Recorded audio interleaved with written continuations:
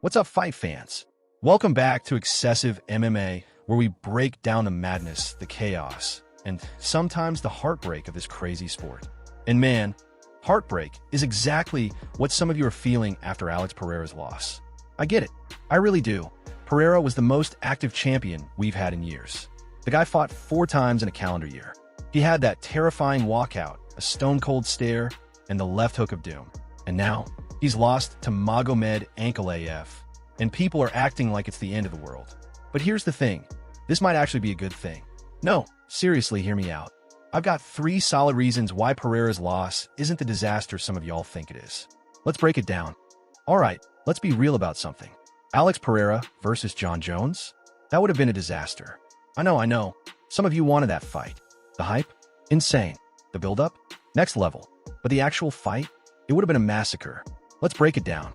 Pereira is one of the most dangerous strikers we've ever seen in MMA. But Jon Jones? He's not just a fighter. He's a cheat code. The wrestling gap is just too big. Pereira losing to Ankalaev proves something critical. He's still vulnerable to high-level wrestlers.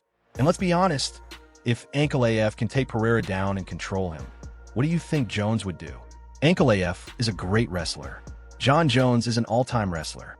Ankalaev plays it safe. Jones goes for blood. Ankalaev is patient. Jones is relentless.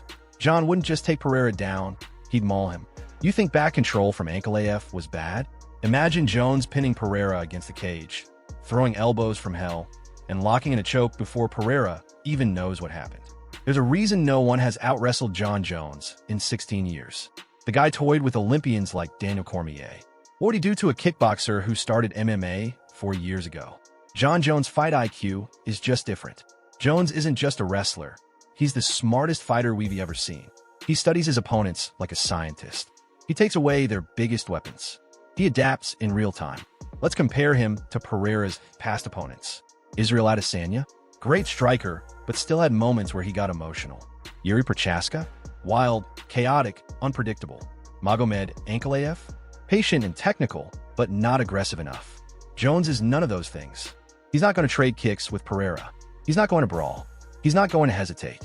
He's going to close the distance immediately, take Pereira down, and make him suffer. And unlike Ankalaev, Jones won't be satisfied with just control. He'd be looking to end Pereira early. Let's not forget the size difference. Pereira is a big light heavyweight.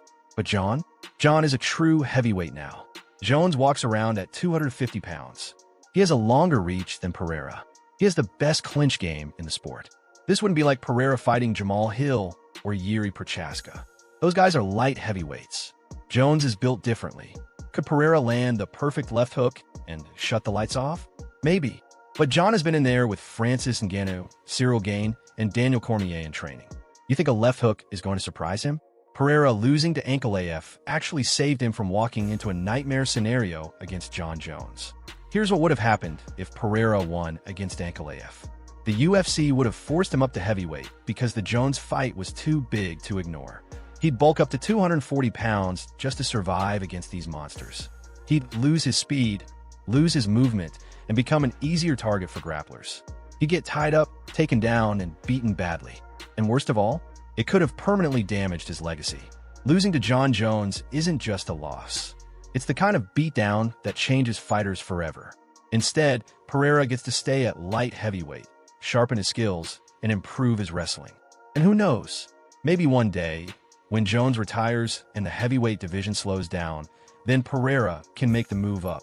But right now, that fight was a death trap. This loss was the best thing that could have happened for him. It keeps his legacy alive, keeps his career longer, and avoids a fight that could have ended his run completely. Now, let's talk about the light heavyweight division because honestly, it was starting to get a little stale. Before Pereira's loss, this division was in danger of becoming too predictable. If Pereira kept winning, what was left? Yuri Prochaska? He already beat him. Magomed Ankalaev? Just fought him. Jamal Hill? Coming off a brutal loss. Alexander Rakic?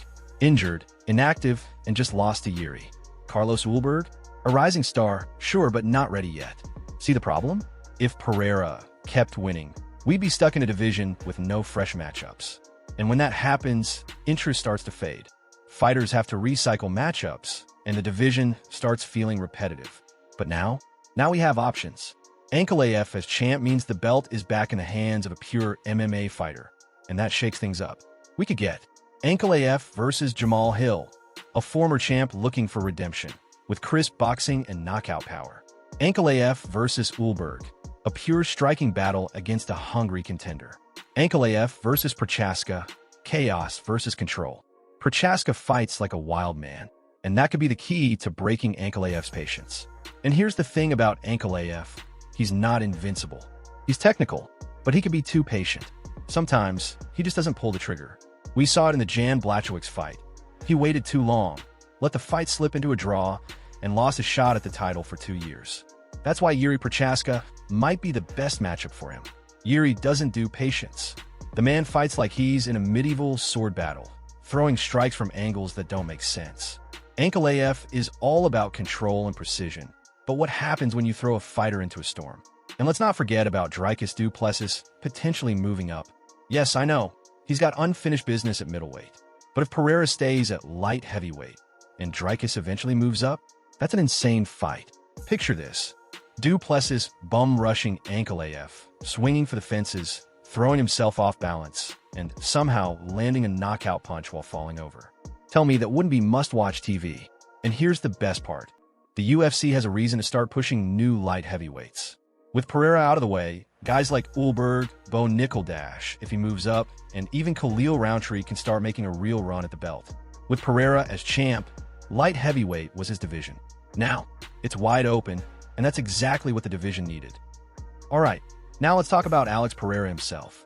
I get it, watching your favorite fighter lose sucks. But if you follow Pereira's career for more than 5 minutes, you already know this man doesn't take losses. He takes upgrades. Let's go back in time for a second. 2021, Pereira loses his last kickboxing fight. What does he do? Switches to MMA full-time and wins a UFC belt in 1 year. 2023, Pereira loses to Adesanya. What does he do? Moves up a division, knocks out Yuri Prochaska, and becomes champ again. Do you see the pattern? Every single time this man loses, he comes back better, sharper, deadlier. Now, let's analyze this loss. Pereira didn't get dominated. He lost a competitive decision against a guy who specializes in grappling and control. Ankalaev didn't ragdoll him. He didn't knock him out cold. He just outworked him. That means Pereira has something to study. And when he studies his mistakes, he fixes them. Here's the thing about Alex Pereira. He learns fast. You can tell him once, and he'll fix it by the next fight. When people said Pereira has no ground game, he went and trained with Glover Teixeira, one of the best grapplers in the business. When people said Pereira can't handle a 5-round MMA fight, he outworked Jan Blachowicz and Yuri Prochaska. Now people are saying Pereira can't handle wrestlers like Ankalaev. You really think he's not already training like a madman to fix that? This loss isn't the end. It's just another chapter. If Pereira gets another shot at Ankalaev, what do you think happens? He'll be stronger in the clinch. He'll be harder to take down. He'll be even sharper with his counter-striking. And let's not forget, Pereira only needs one shot. If he catches Ankalaev clean just once, the fight is over. And now, he has 25 minutes to find that shot. This is how legends are built. Not by winning easily, but by taking losses, learning from them, and coming back stronger. The heavyweight debate. Should Pereira move up?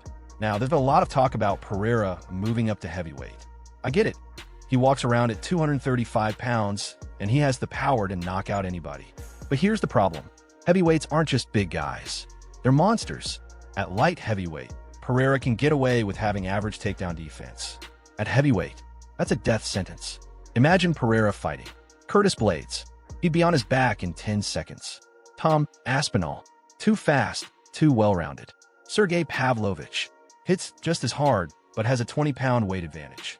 If Pereira moves up, he has to be ready for a whole different world of grappling and power. It's not as simple as just bulk up. That's why I think he should stay at light heavyweight. Get the rematch. Win back the belt. Then, maybe test heavyweight. So let's wrap this up. Yes, Pereira losing sucks, but actually sets up some amazing things for MMA. We don't have to watch Pereira get wrestled to death by Jon Jones. The light heavyweight division just got way more exciting. And Pereira? He's just getting started. If history tells us anything, it's that his next move will be even crazier than the last. So, Pereira fans, don't panic. This is just another step in the journey. Let me know in the comments. Does Pereira deserve an immediate rematch? Should he move up to heavyweight? And who can actually stop Ankalaev? If you enjoyed the video, make sure to smash that like button and subscribe to the channel so you never miss an update on the latest MMA action. And before you go, check out one of the videos YouTube recommends for you. It's packed with even more fight news, analysis, and all the chaos we love about this sport. Thanks for watching, and we'll see you in the next one.